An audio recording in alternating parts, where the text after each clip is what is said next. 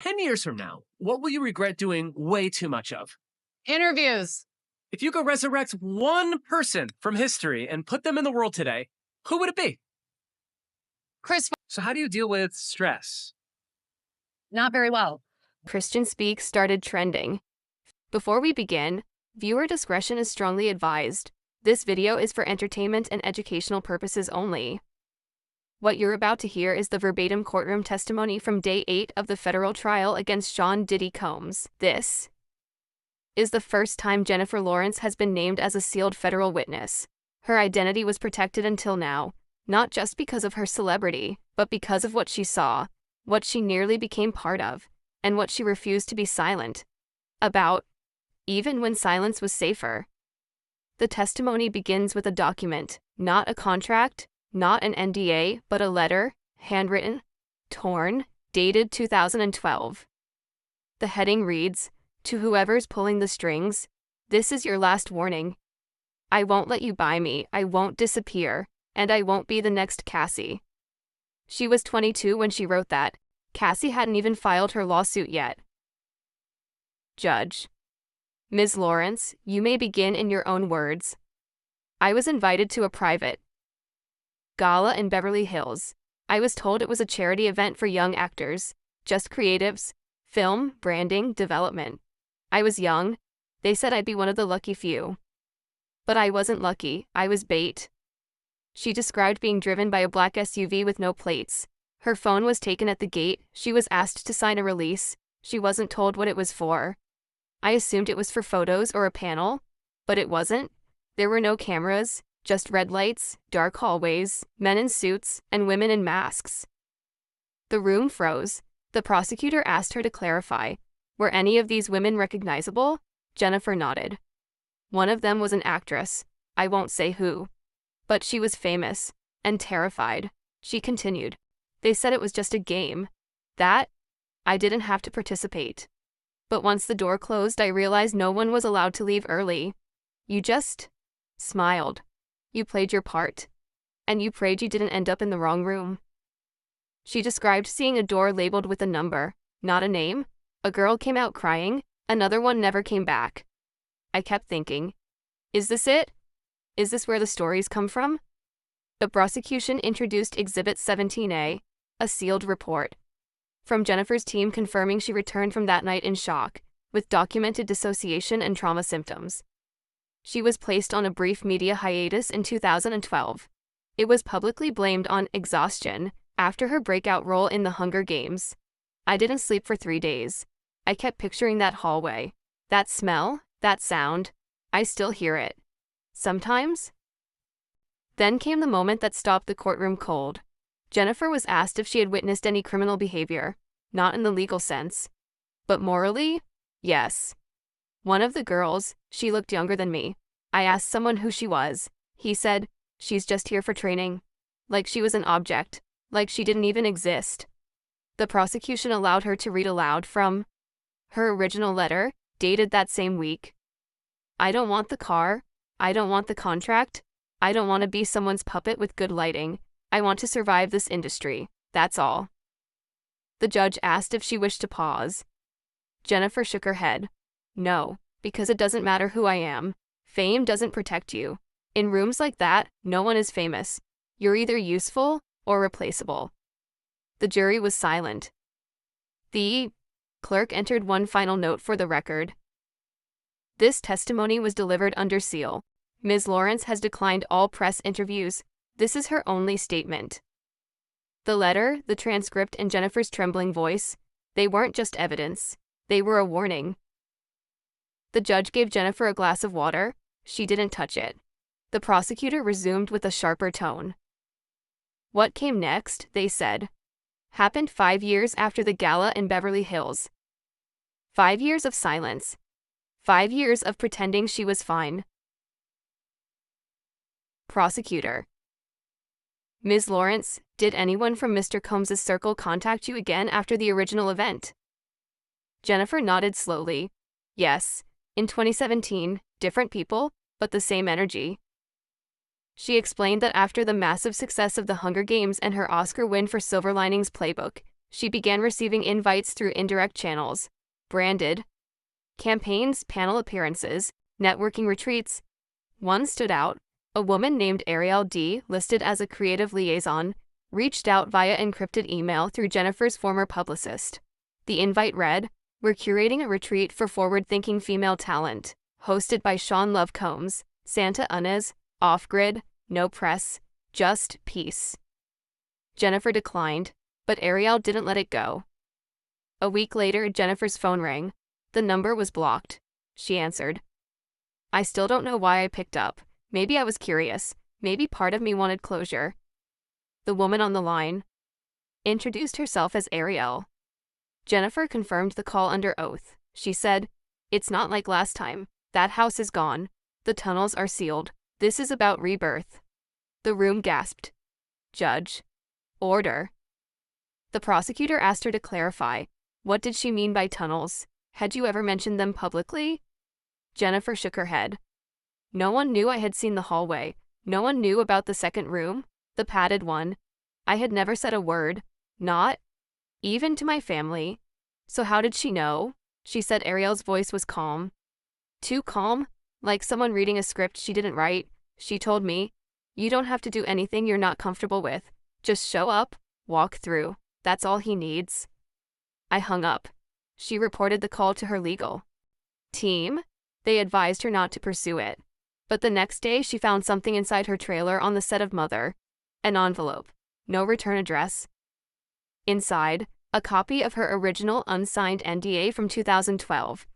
It had her name typed at the top, and the word "reminder" scribbled across the front in red ink. That broke me. That was them saying, "We're still watching. We still own the story." She didn't tell anyone, but she wrote a new entry in her private journal.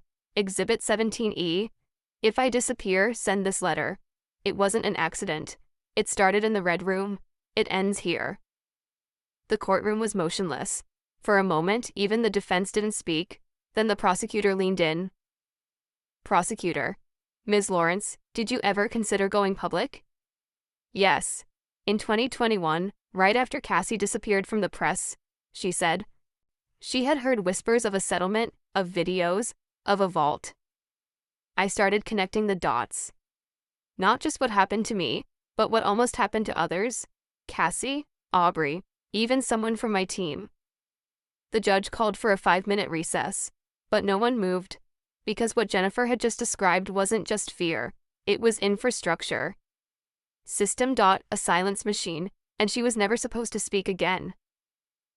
When court resumed, the prosecutor shifted course. No longer were the questions about rooms, calls, or NDAs. Now they were about people, specifically, others who knew. Prosecutor. Ms. Lawrence, at any point did another public figure acknowledge your silence, even indirectly? Jennifer nodded. Yes. Once. In 2019, at the Oscars. She recalled being approached during a post-event dinner by an unnamed actress more senior than her. The two had never worked together. They barely knew each other. She pulled me aside, gently, just said, "I saw your name once. On a list. Just be careful who's still watching." The court asked her to identify the woman. Jennifer declined. She was scared too. The prosecutor didn't push it. Instead, they introduced Exhibit 17G, a photo Jennifer had privately taken on her phone, dated April 2022. It showed a handwritten envelope left on her doorstep. No name, no note, just a single flash drive taped to the inside. Jennifer never plugged it in. She turned it over to her legal team. They confirmed the flash drive was blank. But 2 weeks later, a tabloid photographer who had taken unauthorized shots of Jennifer at a private event went missing. Disappeared without a trace. I had posted nothing about that event. It was off the books, private, but somehow someone knew where I'd be. The photographer's phone pinged once in the hills near Mulholland Drive. It was later found. Screen shattered, battery removed. The case is still open. Jennifer's voice broke for the first time. I didn't want to connect the dots. I didn't want to believe it. But what if that flash drive was just to test me? What if someone else paid the price for me not playing along? The judge reminded the courtroom that speculation would not be included in the record, but allowed the emotional weight to remain. Then the prosecutor introduced something else. Exhibit 17H, leaked internal memo from a now-defunct entertainment PR firm tied to Combs Global. The document was recovered during a federal data sweep earlier this year. It listed reactive messaging protocols for young talent allegations. Jennifer's name appeared in a redacted line. It said I was unlikely to escalate due to brand protection instincts. Like I was predictable. Like I'd never speak out because I cared too much about my own image. She took a breath. They were right, for a while. I stayed quiet. I smiled. I stayed booked. But I haven't slept right in 10 years. Then the final reveal of the segment. Jennifer confirmed that she had been offered hush money. Not in those words, but yeah, there were wires, consulting fees, clauses buried in brand deals. I told my team to walk every time, prosecutor. And do you believe you were the only one? No, I think there are more, some who walked in, some who never walked out. The judge allowed no further commentary, but the room didn't need it because Jennifer's words had made one thing very clear. She hadn't just escaped. She'd survived a machine that was still running, and now, someone had finally hit record. The prosecutor's next question was blunt. Prosecutor. Ms. Lawrence, are you familiar with the property located at 11 Star Island Drive in Miami? Jennifer hesitated. Then, yes, I was there once, briefly.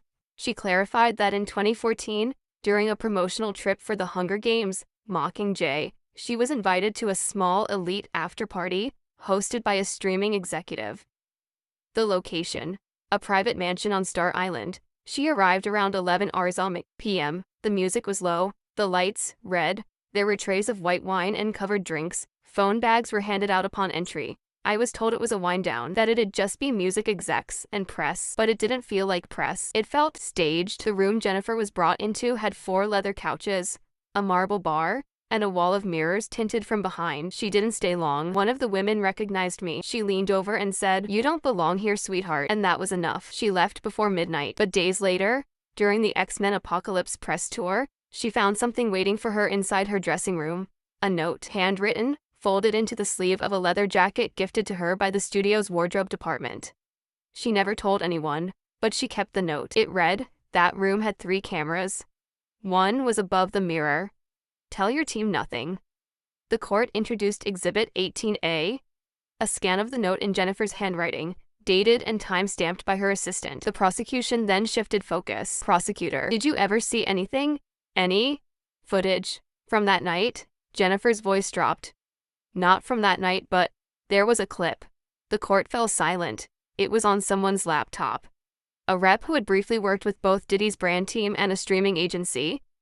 She said the clip wasn't labeled, just stored inside a folder titled Event No IDs. It was maybe 12 seconds, no faces. But I recognized the room. The mirror, the chair in the center. She reported it to her lawyer. The laptop was later wiped. The rep resigned days later. The defense objected. Unverified content, hearsay. Judge, sustained. But noted. Jennifer's eyes welled.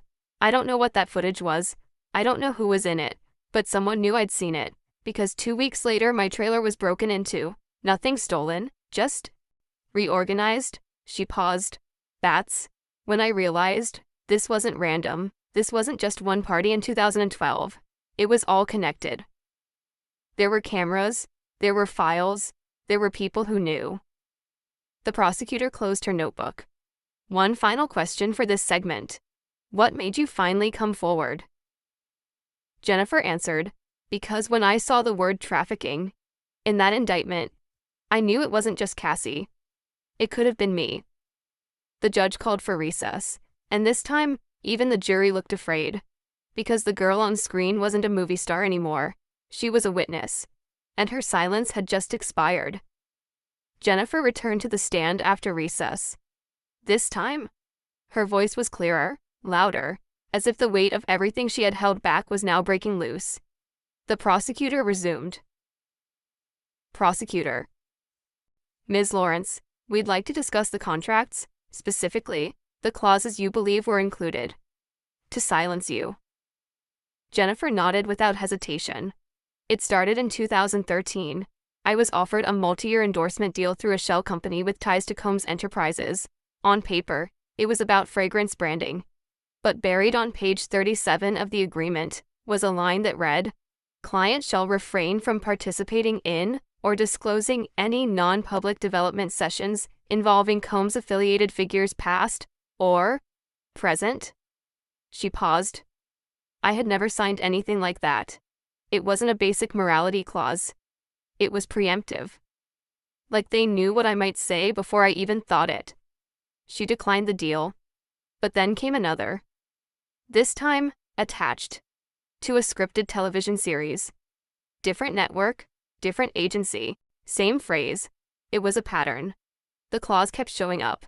Different wording, same function. If I spoke, the money stopped.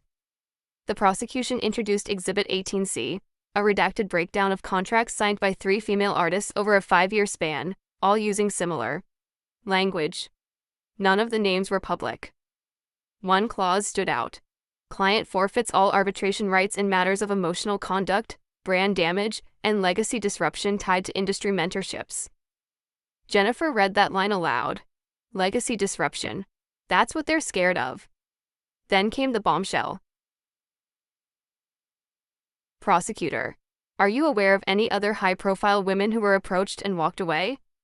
Jennifer closed her eyes, then opened them. Yes. One. A-list, bigger than me. She was scheduled to appear at the same retreat I was invited to in 2020. 2 days before the flight, she pulled out. She wouldn't say the name, but she did reveal what the woman texted her. If you value peace, don't go. There are mirrors. There. The court froze. Jennifer explained that the phrase had become a kind of code in those circles. Mirrors didn't just mean reflections. They meant you were being watched and recorded. Then, for the first time, Jennifer detailed a confrontation. In late 2022, she attended a fundraising gala in Los Angeles. An older man, a lawyer she recognized from a prior Diddy branding meeting, approached her in the coat check area. He said, "Still walking around like you're untouchable, huh?" I asked him what that meant. He smiled and said, "You should have signed the first time." She left the event early. That night, I told my team, "I'm done. I'm not afraid of these people anymore." The courtroom fell quiet again. Then Jennifer leaned forward and added, "They've spent years making us believe we need their approval, that their parties are power. That silence is the price of fame. But I'm still here, and I didn't pay it." The judge called an early recess for the day, and as the jurors rose, one woman, seated in the second row, wiped her eyes. Because Jennifer hadn't just survived the machine, she was dismantling it, one sentence at a time. The next morning, Jennifer returned to the stand. She wore black. No makeup, hair pulled back. This wasn't for the press. There were no cameras here, only the record. The prosecutor wasted no time. Prosecutor. Ms. Lawrence, were there any public gestures, framed as positive, that you now believe were part of a broader effort to manipulate or silence you? Jennifer's response came immediately. Yes. In March 2023, I was nominated to receive a Creative Empowerment Award from an organization I'd never heard of. The sponsor? Combs Foundation. She declined the invitation, but it didn't stop there. I received a press draft congratulating me. Before I even confirmed, they had already written the speech. It quoted me thanking Diddy for investing in young voices. I never said those words. Exhibit 18F was introduced, a pre-written PR announcement from a boutique agency, found in her assistant's spam folder. The quote was fake, so was the award. Jennifer released a statement saying she wouldn't be attending. The story was buried. In less than 48 hours. No one asked why I backed out. No one followed up. It was like the entire moment had been scripted and I ruined the ending. But something did follow her home. 2 weeks later, she received a box. No return address, no postage, just left at the security desk of her building. Inside, a pair of latex gloves, a vial of glitter, and a Polaroid. The photo was blacked out. Nothing visible. Just a handwritten caption. You looked better in red lighting. The courtroom gasped. Judge, order. Jennifer confirmed the incident was reported to LAPD. The case was filed under low-grade harassment, untraceable. But she knew exactly what it was. That was the freak-off room, the lighting, the gloves. It was a message. Prosecutor. Did you feel your life was in danger? Not always. But I felt erased. Every time I said no, they acted like I didn't exist. Then came her final statement for the day. There's this myth in Hollywood that if you just work hard, play it safe, and smile enough, you'll be protected. That's a lie. I did everything right, and they still came for me. She looked across the room, not at the jury, not at the lawyers, but directly into the judge's eyes. You want to know why I'm not afraid anymore? She lifted a folded sheet of paper from her lap. Because this letter existed before any of the movies, the awards, the magazine covers. This is who I was before the world knew my name, and now, it's who I am again. The court transcript ends with the following note. Witness stepped down. Gallery remained silent for 37 seconds. Because for the first time, it wasn't about what happened behind closed doors. It was about the woman who walked back out, and still chose to tell the truth.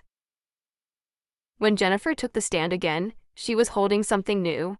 Not a file, not a journal, not a contract, just a worn envelope. She didn't explain it. Not yet. The prosecutor began with a softer tone. Prosecutor. Ms. Lawrence. Did you ever speak to Ms. Ventura, Cassie, after her civil lawsuit was made public? Jennifer nodded. Yes, once, privately. She testified that they met unannounced in a back hallway of a studio lot. No security, no press, just two women who recognized something in each other. She didn't say much, just hugged me, and said, "Thank you for not asking questions back then. I couldn't have answered them." Jennifer confirmed that she had seen Cassie before, years earlier, in rooms they weren't supposed to be in, rooms with candles, rooms with lists, rooms with watchers. I didn't know what I was seeing at the time, but she did, and she still smiled. That always stayed with me. The prosecutor then introduced Exhibit 18I, a legal email chain showing Cassie's legal team had requested confirmation of one witness's letter dated 2012, long before the lawsuit was filed. That letter? The one Jennifer had folded in her lap. She explained how it ended up in federal hands. I gave it to my attorney during a deposition on an unrelated contract case. He read it and asked me, "Are you ready for this to go further?" I said yes. It was submitted as sealed evidence. The judge read it personally. That was 6 months ago. Now it was public. Jennifer was asked to read the final lines aloud. I am not a victim. I am not a product. I am not a secret. If this letter ever reaches you, it means I chose myself over your silence, and you don't own me anymore. She folded the paper and placed it back in the envelope. Then she said something not written down. The first time I saw Cassie, she was walking through a door she didn't want to open. And now, she's the reason I opened mine. The courtroom fell completely silent. Then came the final bombshell of the day. Prosecutor, did anyone from your former management team attempt to interfere with your testimony? Jennifer didn't hesitate. Yes, 3 weeks ago. I got a message through an old assistant. It said, "We all have things to lose. Don't lose yours over a letter." The court confirmed that message was real. It was entered into evidence as Exhibit 18J. Jennifer said she slept with the letter under her pillow that night. I kept thinking, they've already written my silence into so many contracts, I had to write my truth somewhere. And now the world had heard it. The prosecutor stepped back. The judge looked up, and Jennifer, still holding the envelope, was asked just one last question. Prosecutor. Ms. Lawrence, is there anything else you'd like to say, on record? She didn't pause. Yes. I want to talk about what happens after. The courtroom waited. After the cameras, after the smiles, after the red carpets and the standing ovations. After the whole world cheers for you, and then forgets to ask if you're okay. She looked straight at the jury. I've performed on the biggest stages in the world. I've held golden statues. I've worn designer gowns worth more than some people's homes.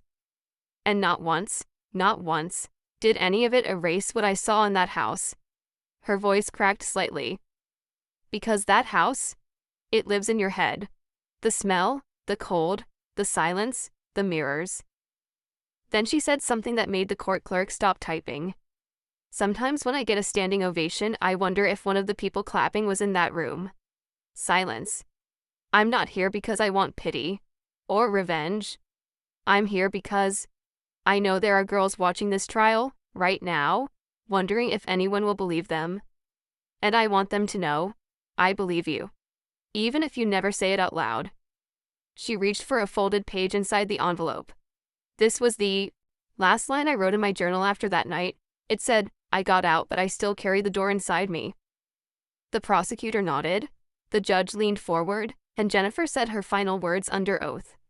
I was never supposed to testify. I was supposed to vanish, gracefully, quietly. That's what they always count on, but not this time. Because I'm still here, and now the door is open. The court transcript ends with, witness dismissed, jury visibly shaken, no closing remarks, session adjourned at 4:52 p.m. And for the first time in 8 days, no one asked for the cameras to be let in, because the truth had already escaped.